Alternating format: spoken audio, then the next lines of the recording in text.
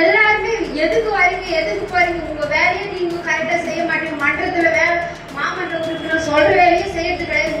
போன மீட்டிங்லயே சொன்னதுக்கு அதையும் இது வரைக்கும் ஒரு அவங்க யாரும் கொடுக்க மாட்டாங்க. யாராலே நான் செஞ்சிருவேன்.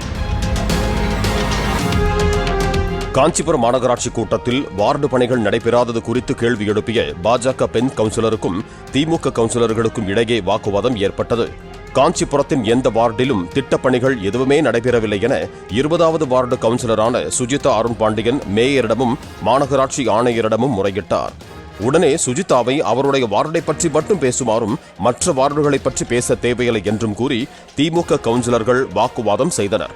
இதனால் சுஜிதா கோபத்துடன் கூட்டத்தை விட்டு வெளியேறினார். பிளே ஸ்டோர் மற்றும் ஆப் ஸ்டோரில் இருந்து பாலிமர் செயலியை QR கோடு மூலம் பதிவிறக்கம் செய்யுங்கள். செய்திகளை உடனுக்குடன் பெறுங்கள்.